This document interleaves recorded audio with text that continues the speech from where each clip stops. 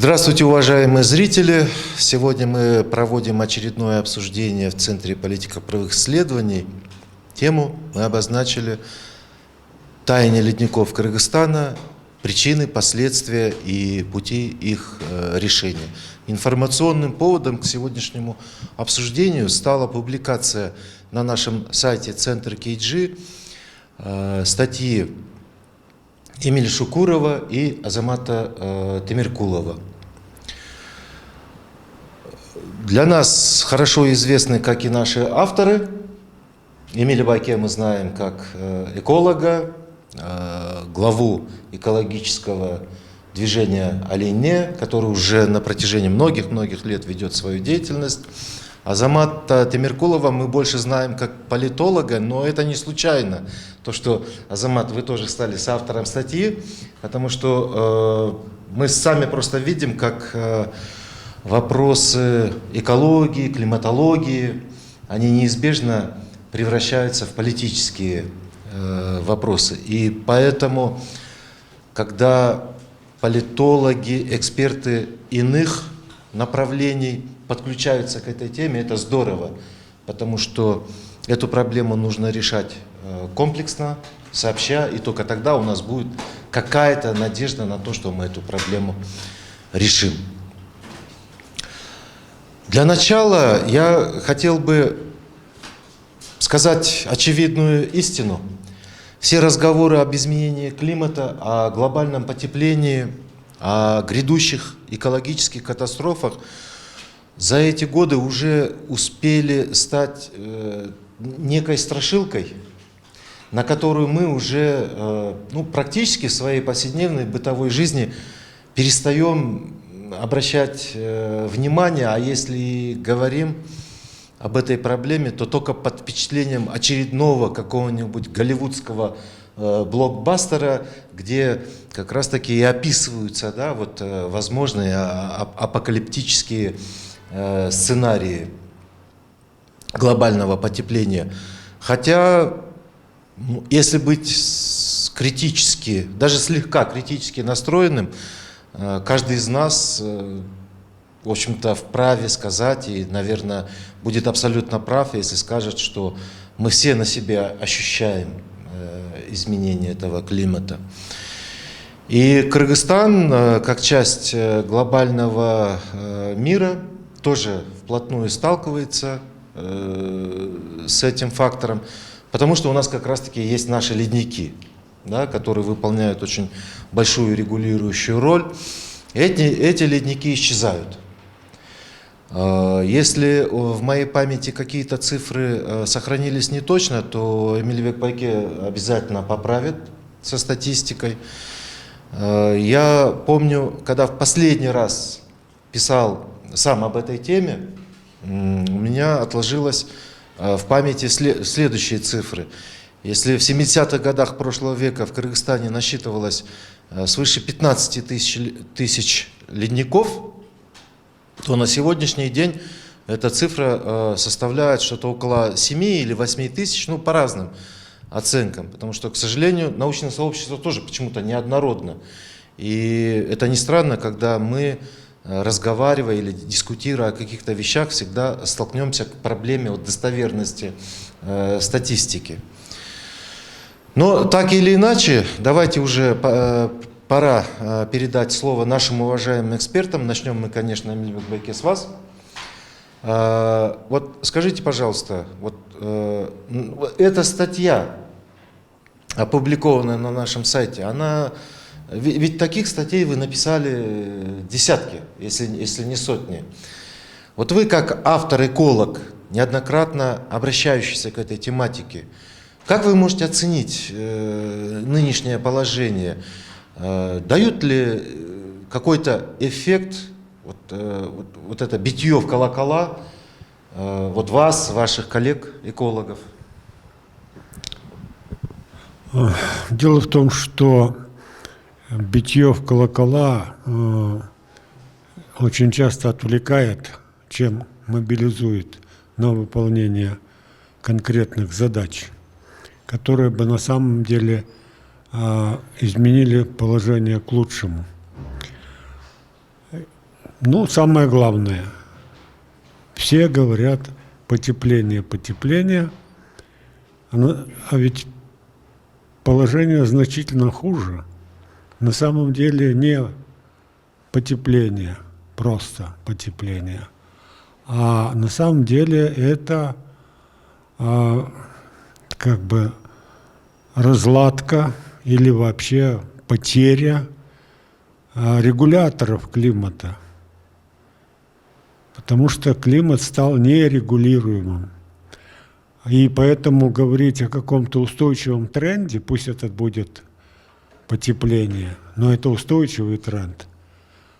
Значит, какие-то механизмы есть, которые поддерживают этот тренд. А на самом деле нету этих механизмов, потому что климат формирует не просто какие-то парниковые газы, как сейчас Парижское соглашение установило. То есть опять же выдергивается одна из причин, вместо того, чтобы говорить о том, что на самом деле приводит к тому, что у нас возникают проблемы с климатом. Это не устойчивость. Климат стал неустойчивым. С такой же вероятностью, с какой он сейчас теплеет, он может удариться и в похолодание. То есть идет хаотическое колебание климата в разных направлениях. И уже часть научного сообщества предупреждает, что за вот этим периодом потепления наступит неизбежный период похолодания, что мы, в принципе, уже на пороге ближайшего ледникового периода. И когда мы имеем один какой-то устойчивый тренд, потепление, потепление, потепление, значит, мы можем готовиться к нему и что-то придумывать, как бы, если не избежать, если неизбежно, но хоть как приспособиться. Но если потепление настолько же вероятно, как и похолодание, то есть это сегодня потепление, завтра похолодание, то как приспособиться одновременно к двум разным векторам? Это вообще-то практически невыполнимая задача. Это раз. Во-первых, вот это, опять же, вот, очень хорошо, когда к решению экологических проблем подключаются, ну, кроме там профессиональных экологов, еще и подключаются там политики, может быть, значит, экономисты и так далее. Но тут тоже надо, это очень хорошо, без всякого сомнения, но тут тоже нужно понимать, что, подключаясь к экологическим проблемам, ни политики, ни экономисты не начинают мыслить именно экологическими категориями. Они мыслят теми же своими категориями. Ну, политик там, например, ему нужно вот такую страшилку. И они, значит, эту страшилку вовсю эксплуатируют. Им нужно максимально упростить, потому что вот такие простые страшилки позволяют делать очень простые решения и, в общем-то, достигать успеха не в изменении ситуации, а в том, что они достигли поставленной цели. Вот давайте снизим выбросы парниковых газов. Все, во многих странах, развитых странах, эта тенденция пошла. Давайте вот заменим на, так сказать, ветряки там и прочие, так сказать, источники энергетики альтернативные, которые не дают вот этих вот негативных последствий. Да, это тоже надо делать. Обязательно надо переходить от ископаемого горючего к альтернативной энергетике. Это очень нужно и необходимо. Но это не полное решение проблемы. Потому что на самом деле, если климат разрегулировался, если потеряли мы на данный момент регуляторные механизмы, то нужно восстанавливать именно регуляторные механизмы этого климатического процесса. А регуляторным механизмом является биосфера, неразрушенная биосфера, то есть которая состоит из неразрушенных естественных экосистем. Потому что земной климат создан земной биосферой. То есть климат этот создан жизнью. И если мы разрушаем биосферу, разрушаем экосистемы, то никакие вот эти временные успехи по снижению выбросов парникового газа, трали-вали и так далее нас не спасут. Вот поэтому нужно подходить к этим проблемам комплекса. И с этой точки зрения надо действительно, подключаясь с политическими, так сказать, средствами решения этих задач, с экономическими, обязательно они должны быть включены в этот процесс. Без них это невозможно.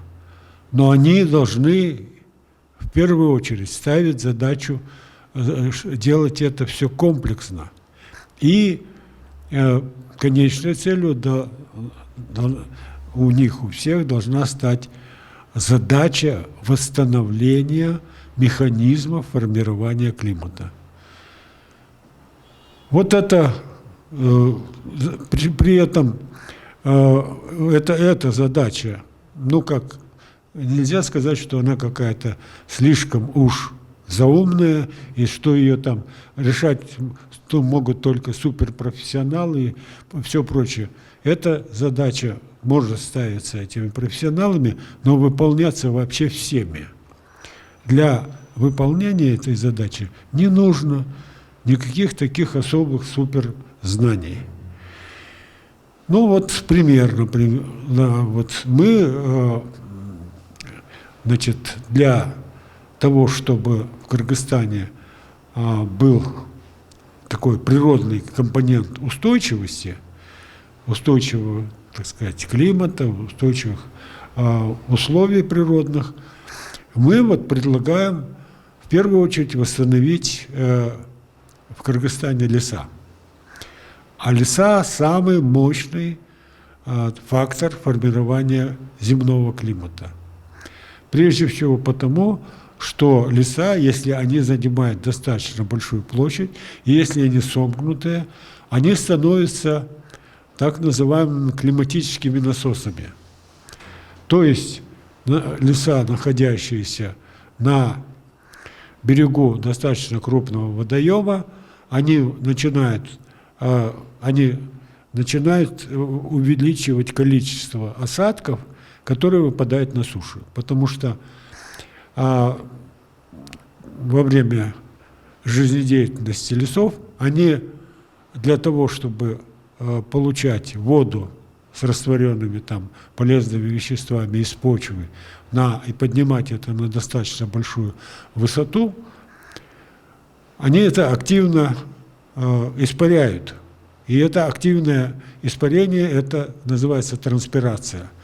И вот это над массивом лесным создает столб восходящий влажного воздуха. А над лесом проходят также и массивы воздуха, которые содержат влагу. И эта влага выпадает в виде осадков только тогда, когда она достигает концентрации в точке росы. Ну, при разных температурах, на разных давлениях эта точка, так сказать, по-разному, так сказать, находится так сказать, в разных, так сказать, количественных состояниях. Но, как правило, вот над нашими, так сказать, территориями не выпадают эти осадки, потому что точка росы не достигается, слишком сухой воздух поднимается от с поверхности. И этот сухой воздух еще меньше делает, значит, то количество влаги, которое содержится в этих массах воздуха.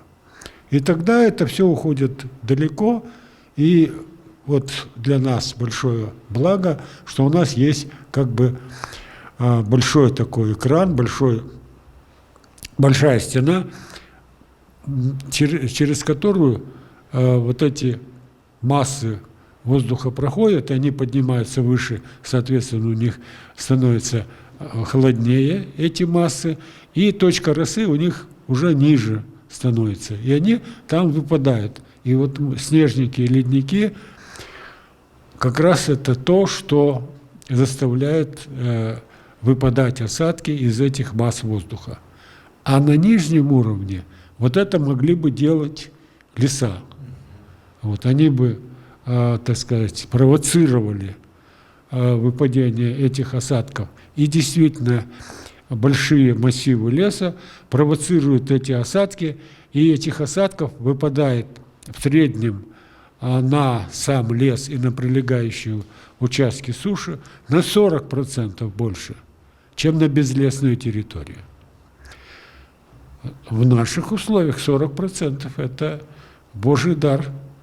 Это вот, и этот Божий дар мы можем получать постоянно, регулярно, только уже за счет того, что у нас будут большие массивы лесов. И раньше, вообще-то говоря, эти массивы лесов были очень большие. У нас около 20% территории занимали леса. И горы были значительно более влажные. Ну и сегодня, несмотря на то, что у нас лесов осталось там около 5% всего на территории, но на тех горных склонах, где эти массивы достаточно большие, мы наблюдаем самые большие, значит, количество выпадающих осадков. Ну, например, в среднем там на горах выпадает где-то до 400 миллиметров, значит, осадков. А на склонах, положим, вот Ферганского хребта, Чаткальского хребта, где есть вот орехоплодовые леса, орчевые леса и так далее, там выпадает до 2000 и больше, до 3000 миллиметров. Это просто вот один из результатов того, что леса там провоцируют эти осадки в большом количестве. Сейчас эти леса стали выреживаться, местами пропали, и, соответственно, снижается и количество осадков. Мы можем вернуть эту благодать, если мы вернем леса в ту зону, где они естественно растут. Их там не поливать не нужно, ничего особенного ухаживать, их просто надо охранять, сберегать, чтобы их не вырубали, чтобы там не выпасали скот, чтобы там не устраивали пожаров и так далее. Вот и все. Леса сами будут восстанавливаться, будут занимать вот эти большие площади, только создайте им условия. Спасибо большое за этот очень такой яркий, красноречивый пример человеческого фактора, да, по нейтрализации каких-то таких проявлений изменения климата, пусть даже локального, да, с учетом вообще, ну, спорности теории глобального потепления. Азамат, в этой связи вопрос вам хотелось бы задать как политологу, да, и скажите, пожалуйста, вот по вашему ощущению или, может быть, на вашем опыте, как вы можете оценить вообще нынешнее настроение, состояние там, государственного аппарата, политической элиты, если вообще до них доходит эта информация, вот что нужно предпринимать в этой ситуации, если доходит, зреют ли в недрах государственных органов какие-то конкретные решения, изыскиваются ли средства бюджетные для выполнения всех этих программ по выращиванию лесов. Да? Ну и вообще, не только это, но вообще все в целом. Во-первых, если мы посмотрим на самые важные, наверное, для экологии планеты, самое важное событие 2015 года, это подписание Парижской конвенции, климатической конвенции, да, то Кыргызстан подписал эту конвенцию в 2016 году, президент поставил свою роспись, то есть мы полностью уже поддерживаем эту инициативу. И Кыргызстан, подписав эту конвенцию, теперь имеет полное право подать заявку в Зеленый климатический фонд на получение гранта. На сегодняшний день туда сотни миллиардов долларов стекаются в этот Зеленый климатический фонд, и они будут выделяться развивающимся странам, которые готовы засадить свою территорию лесом. Соответственно, мы подписали, мы являемся членом этой конвенции, мы имеем полное право подать туда заявку, и в будущем я уверен, что мы еще подадим туда заявку и получим какие-то средства для того, чтобы восстанавливать свои леса. Вот, это во-первых. Во-вторых, работа по восстановлению лесов, она сейчас внедряется в национальную стратегию устойчивого развития 2040. Я являюсь членом экспертной группы по разработке ИНСУР-2040. Эмиль Джапарович, кстати, является членом координационной группы по разработке национальной стратегии устойчивого развития.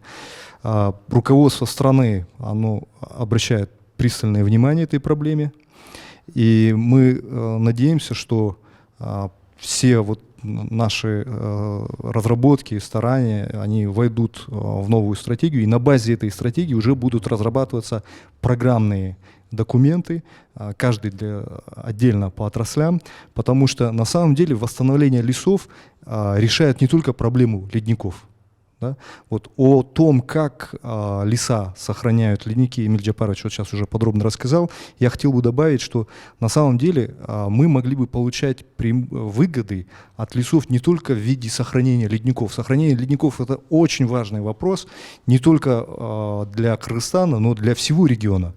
Вот. И решить эту проблему для Кыргызстана критически важно. Но помимо этого мы могли бы получать еще экономические выгоды от этого. Каким образом? Потому что восстановление экосистем, оно бы приносило пользу для местных сообществ. Вот на сегодняшний день мировой рынок органического сельского хозяйства, он ежегодно увеличивается на 15,5% в год. К 2020 году он составит 212 миллиардов долларов США. То есть это новый, перспективный, стремительно развивающийся рынок. И у Кыргызстана есть все перспективы войти в этот рынок и занять свою нишу. Мы сейчас уже экспортируем свою органическую, экологически чистую продукцию в Японию, в арабские страны, в Европу. Но на самом деле доля этого экспорта очень маленькая. Если бы мы восстановили экосистемы, вот у нас естественные леса арсланбобские, да, ореховые, вот в Каракульде восстанавливают экосистему. 40 гектаров люди своими силами, местное сообщество, арендовали 40 гектаров и восстанавливают лес, который за последнее время вырубили, уничтожили. Он просто был отдан на откуп скоту. Восстанавливают вот эти экосистемы уже с пониманием того, что они будут через несколько лет не просто приносить пользу для экологии, но и будут приносить пользу для местного сообщества, который планирует оттуда получать урожай. Ведь лес это же еще плоды. Это не только фитонциды, которые деревья будут выбрасывать в атмосферу, но это еще и плоды. Это фрукты, это орехово-плодовые, это грибы, ягоды, лечебные травы, мед и так далее. То есть это все экономическая выгода для местных сообществ. И местные сообщества могли бы пользоваться дарами леса, отправлять его на экспорт. У нас очень много территорий, которые мы на самом деле не используем. Вот наше сельское хозяйство, оно развивается только на территории 6%.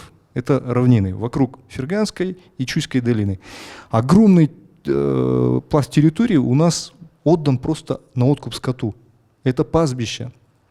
И скот, вот как уже Эмиль Джапарович говорил, он вытаптывает просто леса, и мы не получаем от этого большой экономической пользы. Если бы мы восстановили вот эти вот экосистемы, лесные массивы, то мы бы получали оттуда намного больше экономической прибыли, нежели чем вот сегодня. Поэтому на самом деле вот этот комплексный вопрос, он решает не только проблемы экологии, не только проблемы ледников, но он решает и проблемы экономики. Потому что помимо вот органического сельского хозяйства, которое можно было практиковать на базе вот этих экологических систем, в горных лесах, вот зоны особенно хвойных деревьев, они выбрасывают фитонциды, очень полезный для здоровья элемент, укрепляет иммунитет, лечит трудноизлечимые болезни вплоть до туберкулеза. В этих же зонах есть термальные источники, радоновые воды, теплые ключи. Это все полезные для здоровья человека элементы. Мы могли бы там развивать оздоровительный туризм.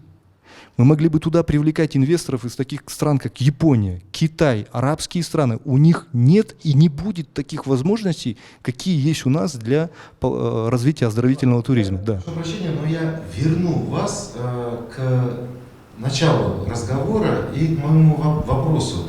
Все, что вы говорите, очень много было известно и раньше. Но, к сожалению, мы не видим реализации всех этих прекрасных идей. И вот где политическая воля, где осознание этих вещей нашим руководством? То есть, потому что пока похвалиться нечем особенно. Где гарантия, что, вот, ну, понимаете, да, 25 лет коту под хвост. Мы все это знали, но не использовали ни на грамм.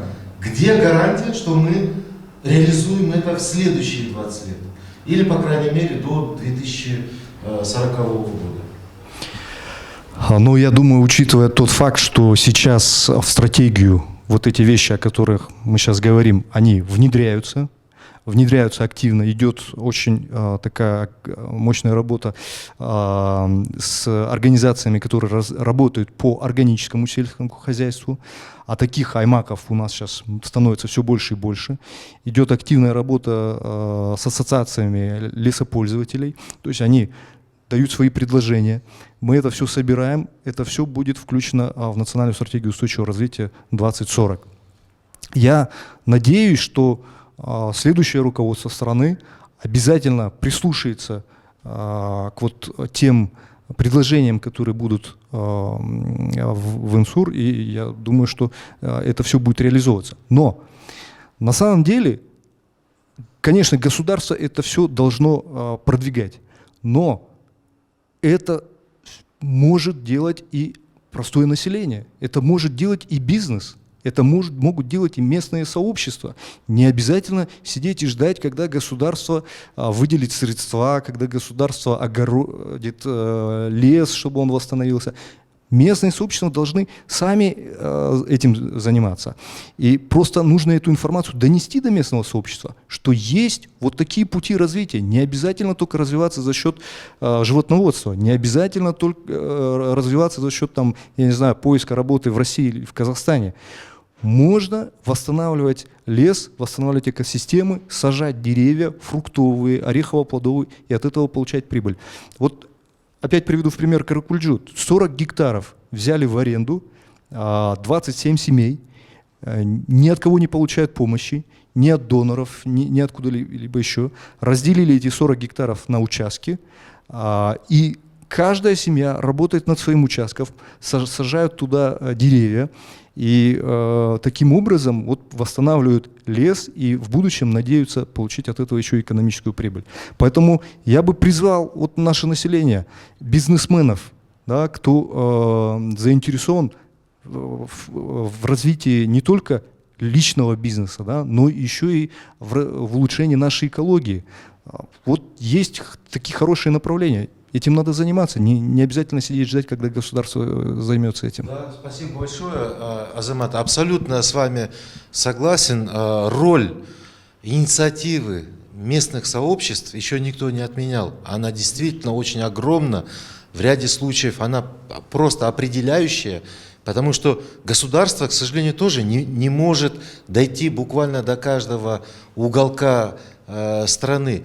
Но с другой стороны, зрители, конечно, должны знать, что вот, говоря о всех этих планах, очень многое содержалось и в НСУР-1, да, сроки подведения которой они уже как бы истекли, да, но внятного отчета мы не получили. Что же, в конце концов, случилось с тем, что государство само поставило для себя в планах. И, Азамат, конечно, согласитесь, что многое из того, о чем вы говорили, вот как раз-таки было бы наиболее эффективно, мощно, да, осязаемо, результативно, если бы население делало это рука об руку с государством. Потому что функцию, значение государства вот именно по аккумулированию средств, по привлечению, может быть, инвестиций, заимствований каких-то внешних, потому что мы прекрасно знаем, без средств финансовых тоже мало что можно сделать, да? А если и можно делать, то это будет очень такими муравьиными шажками, честно говоря. Поэтому лично я идеальную модель вижу, когда население вместе с государством все это будет делать. И плюс ко всему, конечно, очень важна плановость. Вы привели хороший пример по Каракульче. Я обеими руками за вот такую инициативность местных жителей. Но мы говорим о тех программах, где Кыргызстан, в общем-то, скажем так, ну, не сам один, а он вместе с мировым сообществом все эти вещи делает. Да? То есть, опять-таки, должна быть какая-то плановость. Мы четко должны знать, что жители Баткена что-то делают в то время, когда жители Иссыкуля делают что-то свое, но вместе все это части единого того самого комплексного плана, о котором мы говорили. Но, знаете, мне еще хотелось бы затронуть следующий момент. Экономика — это, конечно, отлично, особенно для нашей страны, которая только-только пытается как-то поднять уровень жизни, да, материальный уровень жизни и вообще качество жизни своего населения. Но, к сожалению, вот эти процессы происходят стремительно. Тоже таяние ледников. Да, таяние ледников — это значит сокращение количества там стока наших рек, которые вообще формируют там чуть ли не весь центральноазиатский речной бассейн. Сюда же мы можем отнести и проблему доступа вообще к чистой, да, даже не к питьевой, а к пресной воде, как источника питьевой влаги. Все меняется слишком стремительно, а регион у нас такой неустойчивый, скажем так, ну не буду говорить слова взрывоопасный, да, но, по крайней мере, он очень конфликтогенный. Недостаток воды, он уже приводит к значительным миграционным каким-то делам. Хотя нам это не нравится, когда какие-то политики спекулируют темой там, будущих войн за ресурсы, за обладание ресурсами той же самой пресной воды. Но и отмахиваться от этого, от возможности этого мы тоже не можем. Потому что мы должны просто очень зряче смотреть на это, мы должны реалистично на это смотреть. И такие сценарии тоже рисовать, и чтобы находить понимание, как это решать, как этого избежать. И вот в этом смысле, Эмиль Джапарович, вот как вы состояние, да, вот той же проблемы ледников оценили бы уже в целом в масштабах Центральной Азии? Ну, в настоящее время мы действительно наблюдаем сокращение ледников, но вот, ну, несмотря на то, что такие достаточно объемные исследования сейчас практически не ведутся, мы знаем, что эта тенденция не такая уже простая, потому что наряду с, так сказать, тающими ледниками, исчезнувшими ледниками исчезают в основном мелкие ледники. Существуют ледники, которые не сокращаются в объеме. И поэтому вот этот процесс достаточно сложный. И если вот мы должным образом себя поведем по отношению к именно естественным экосистемам, то есть ключ здесь лежит именно в естественных экосистемах. Вся Центральная Азия сейчас имеет экологические проблемы, в первую очередь из-за того, что мы разрушили большую часть своих естественных экосистем. Ведь на суше должно быть занято не меньше 60% территории естественными экосистемами, чтобы там сохранялась устойчивость. И не только простая устойчивость. Там, чтобы сохранялась и возможность получать достаточный урожай для растущего населения. Потому что снижение естественных экосистем приводит к снижению урожайности полей, и садов, там, огородов и так далее. Это неизбежный процесс. И поэтому нужно, решая различные, так сказать, частные задачи, по получению сельскохозяйственной продукции, по освоению там других ресурсов, надо отслеживать обязательно необходимость и успешность в направлении восстановления естественных экосистем. И это все не противоречит одно другому.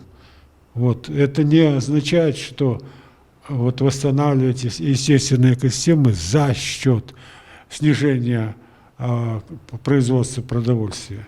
Это очень ложная точка зрения.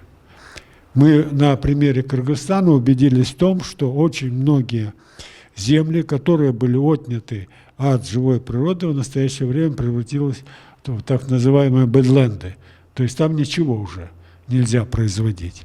И они перестали быть экосистемными. Так что я думаю, что здесь должен быть обязательно комплексный подход. И я надеюсь, что наша, так сказать, наша политическая элита, она все-таки осознает, что нельзя преследовать только какие-то узкие цели, или узкопартийные, или по какой-то отрасли, или по какому-нибудь бизнесу и так далее. Все надо решать очень даже комплексно. И еще один момент. Я совершенно согласен с точкой зрения, что обязательно надо привлекать население. Но опять же, здесь нельзя делать такую узкую, что ли, ставку. Говорить, что включайтесь так сказать, в климатические программы, в такие и сякие программы, экологические и все прочее по производству того-то и того-то. Нет. Я полагаю, что экологическая культура, нормальная, устойчивая и та, которая действительно будет обладать устойчивым положительным эффектом, она может стоять только на плечах развития общей культуры всего населения.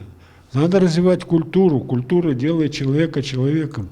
Без культуры, только, так сказать, развивая потребление, человек скатывается в обезьяноподобное существо, которому нужно развлечение, и вообще он плевать хотел, какую цену приходится платить за это все. Поэтому я думаю, что это тоже, это должно быть такой комплексный подход. И у нас замечательная кочевническая культура.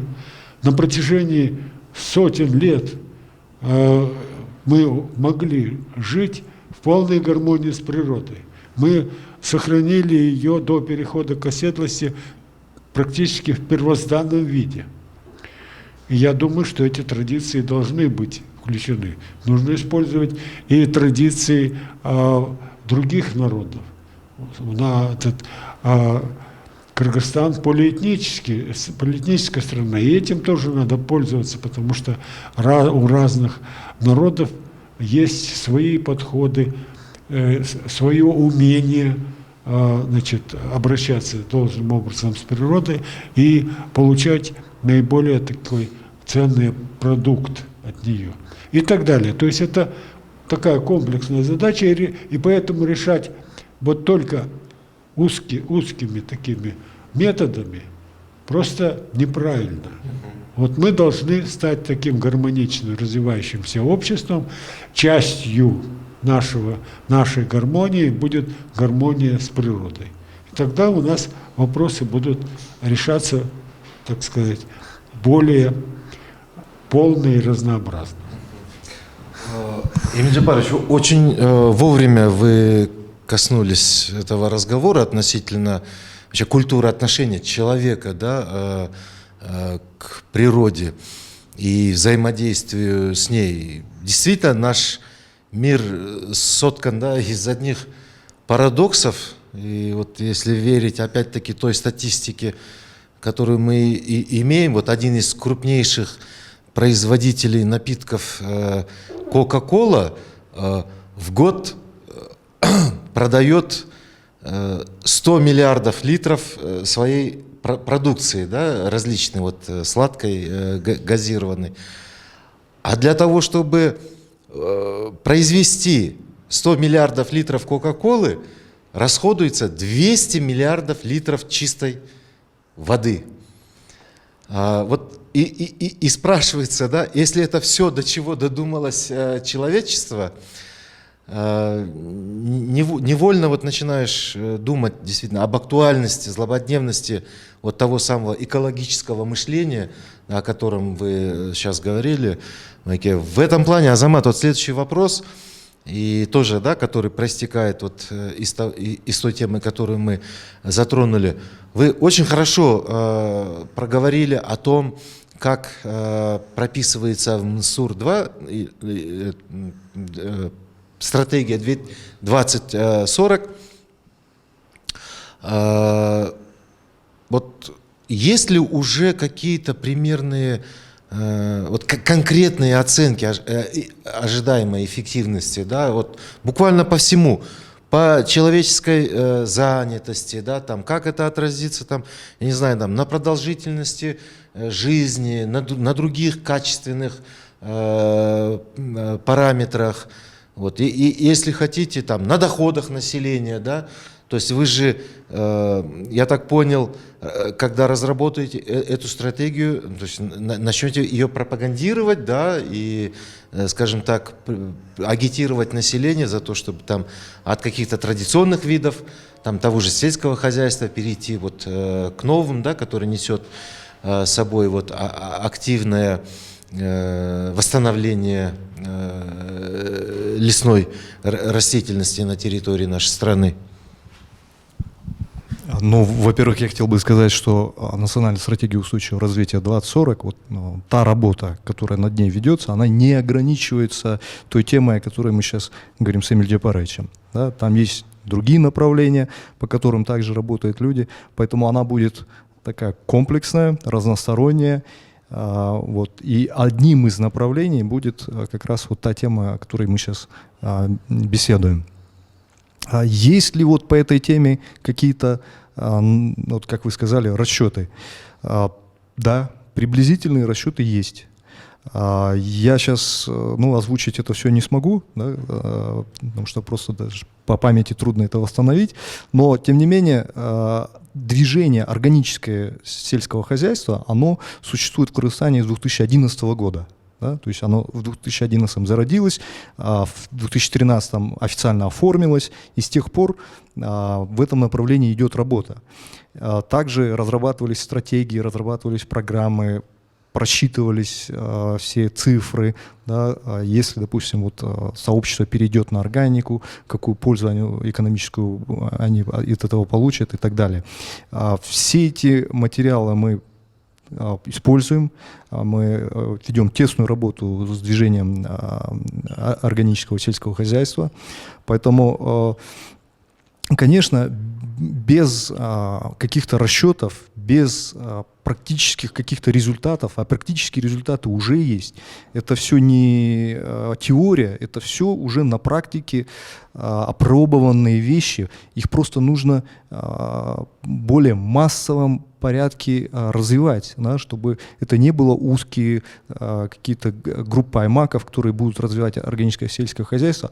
А у нас, я говорю, такие массивы горных территорий, которые экономические выгоды не приносят, и экологической пользы от них тоже никакой нету. Да? Если мы их будем использовать, если мы горы будем засаживать вот такими многолетними растениями, то это будет только польза всем, и экологии, и местным сообществам. Поэтому мы должны эту возможность использовать. На практике уже ее используют многие сообщества. Просто нужно это расширить, эту практику, и постараться полностью, вот, как бы максимально, да, использовать вот такую возможность. Потому что это на самом деле это большое преимущество Кыргызстана. Вот в 21 веке богатая страна – это будет не страна, у которой есть нефть, газ или у которой есть какие-то заводы и фабрики. В 21 веке богатая страна – это страна, у которой есть чистая природа, чистая вода, чистый воздух, чистая экология. Вот богатая страна. И Кыргызстан как раз-таки является этой страной. Индустриальный век нас обошел стороной, и это наше счастье, что нам посчастливилось сохранить нашу природу в чистом виде, да, что индустриальный век не разрушил нашу экологию, что у нас есть прекрасные горы, чистая вода, чистый воздух и так далее. И мы должны это богатство правильно оценить и правильно использовать. И именно тогда мы станем развивающейся, богатой страной. И я уверен, что у Кыргызстана именно такое будущее и будет. У нас просто нету другого пути. Мы должны развиваться по этому пути. Я уверен, что так оно и будет. Ну, Азамат, я еще раз хочу сказать, да, мне нравится ваш энтузиазм и нравится ваш оптимизм. Но, к сожалению, полностью разделить я его просто не могу. Вот посмотрите, да, роль государства. Вот буквально у нас через 2 дня наступает лето. Да? Вместе с летом к нам приходят лесные пожары и пожары вот в горах. Мы помним, что у нас было в Чечкане 2 года назад. По-моему, там горело недели 2-3, да, ничего государство с этим не могло поделать. Горят травы, горят кустарники в Кемине, в Бомском ущелье каждый год, потому что, к сожалению, я называю те места, где человеческий фактор наиболее сильно присутствует, потому что это, во-первых, это места оживленных автомобильных трасс, это места популярных туристических походов, вот, но государства мы там не видим.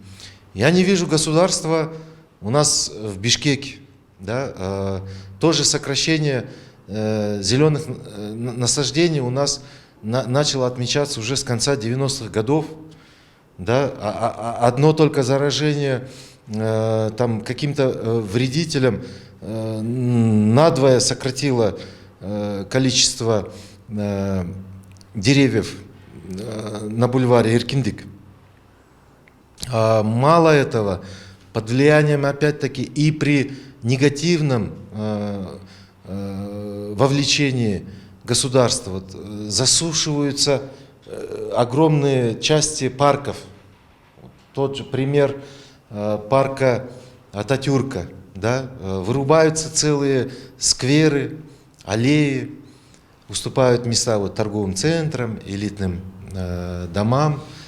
И вот последняя часть, да, этого трагического спектакля, это то, что мэрия устроила на некоторых улицах, в частности Киевская и остальные, для того, чтобы расширить эту парковочную часть дорог. Так что, как видите, Азамат, жизнь состоит не только из того, как мы смотрим в наше светлое завтра, да, но нам нужно что-то делать и с нашим сегодняшним. Вот я не знаю, вы вот, это уже вопрос к вам обоим, наши дорогие спикеры. Не очень хорошо получается у нашего сознательного населения как-то доносить общественный запрос до наших властей. Да? А у власти очень хорошо получается не слышать те робкие голоса, да, которые иногда раздаются со стороны активистов. Вот как вы думаете, вот что можно сделать, как можно исправить ситуацию вот именно в этой части? Мне представляется, что какими бы ни были наши, так сказать, планы, как бы они ни были хорошо обоснованы, и даже у нас, положим, было бы достаточно и средств для их выполнения, они не будут выполняться должным образом, потому что, я совершенно согласен, можно сказать, к сожалению, это зависит не только от нас, но и от наших властей. И мы, я опять же согласен, сталкиваемся с тем обстоятельством, что далеко не всегда во власти люди достаточно ответственные. Но я думаю, что это одна из таких, не ошибок или вообще один из недостатков управления. На самом деле вот нет обратной связи для, так сказать, тех, которые во власти отвечают за те или иные, так сказать, направления деятельности. Потому что вот эта обратная связь, она обязательно должна быть в контуре управления.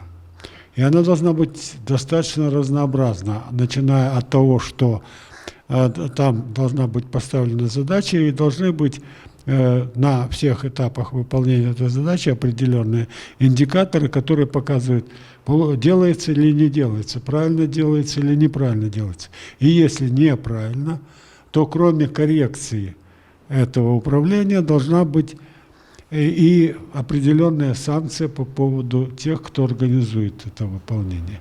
То есть должна быть постоянная обратная связь, которая бы распространялась на всю пирамиду исполнителей. Не отвечать не стрелочник должен, а до самого верха. Вот этот стрелочник вовремя не передвинул стрелки, должен отвечать министр транспорта тоже.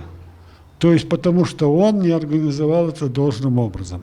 И вот я думаю, что должна быть такая, даже реформа управления, чтобы это все действительно действовало. А реформа, она должна не только это предусмотреть обратную связь, но она должна также привести органы управления в соответствие с тем, что они управляют.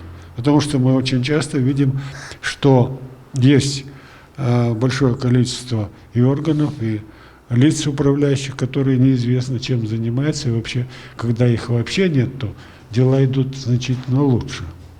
Вот должна быть и в этом отношении такая серьезная работа, чтобы привести эти органы управления в соответствие с задачами. И они должны именно соответствовать задачам, а не вот как сейчас, просто на направление. Вот ставится определенная задача, должно быть, положим, тех же лесов, вот настолько-то больше. Отвечает за это дело на всех уровнях, начиная с государственного и кончая местным уровнем. И кончая этими всеми, положим, местными жителями. Чтобы они отвечали, если это все пошло хорошо, каждый получает какие-то там или бонусы, или какие-то поощрения. Если пошло плохо, все должны за это рассчитываться. И так далее. То есть вот если это должным образом сделать, а в мире уже есть определенный опыт так сказать, распределения ответственности, тогда вот мы будем действительно иметь, ну, как бы более ответственное управление. И еще нужно все-таки ставить задачи. Вот мы говорим о стратегии. Стратегия — это, конечно, хорошо, все замечательно. Там тоже, кроме целей, стоят и определенные задачи. Но на местах должны быть конкретные задачи с конкретными там сроками исполнения, чтобы до каждого конечного результата можно было дотянуться рукой и увидеть, что получается, не получается. Вот я думаю, что вот если так будет выстроено наше все, мы не будем заморачиваться, говорить, вот через 20 лет все будет хорошо, а сейчас потерпите. Нет, каждый раз должно быть что-то к лучшему. Вот. Потому что мы уже, ну действительно, 25 лет, четверть века уже терпели. Хватит. Ну, без промежуточных оценочных этапов действительно тут никак не обойтись, потому что мы четко должны видеть, да, правильно ли мы движемся и движемся ли вообще хоть куда-то, да, а не стоим на месте или вообще отходим назад. Ну, Азамат, тоже, да, у нас остается минут 5. Тот же вопрос, что Эмилю Джапаровичу, как усилить общественный контроль над госорганами, да, в части выполнения ими своих функций по защите, охране экологии. Да. Не только в Бишкеке, да, вот то, что вот я приводил пример, что у нас творится вообще по всей стране, и, может быть, как вообще улучшить управляемость госаппарата, да, как нынешняя молодежь говорит, заточить ее вот под решение вот экологических проблем. Ну, во-первых, я думаю, что у нас очень активное гражданское общество, особенно когда речь касается защиты окружающей среды, очень, по-моему, так энергично, активно подключаются разные группы, поэтому с этим у нас проблем нет. Но я думаю, что власть слышит, и это не проходит мимо.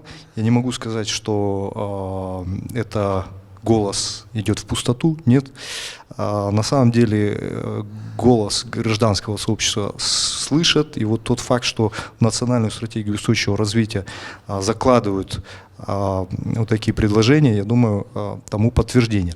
Но я полностью согласен с Эмилем Джапаровичем о том, что госуправление, да, можно закладывать различные идеи, различные цели, задачи в национальную стратегию, но если госуправление не будет эффективным, то, конечно, возможны проблемы с реализацией. И мы сегодня, вот, после 25 лет независимости, мы должны понять, что власть — это не абстрактная субстанция, да, которая отделена от общества. Возможно, вот мы привыкли прошлой памятью так и жить, что власть где-то, а общество само. Нет, на самом деле мы составляем одно целое, единое целое, одно государство, да, и общество, и это общество избирает власть. Вот последние парламентские выборы, они были признаны международным сообществом как конкурентные, чистые, справедливые выборы. Да? Мы сами делали эти выборы, мы сами голосовали, мы сами голосуем, мы сами выбираем наших руководителей.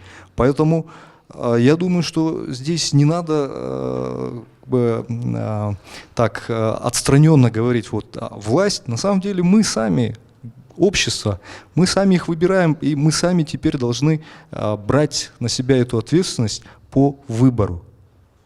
Да. Спасибо, Азамат. Я абсолютно согласен с последним утверждением.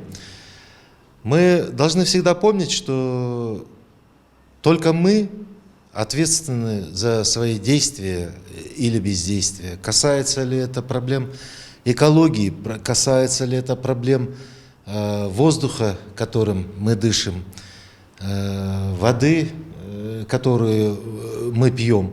Есть ли у нас работа, достаточно ли мы зарабатываем, да? Удовлетворены ли мы той жизнью, да, которой мы живем? Все это в наших руках.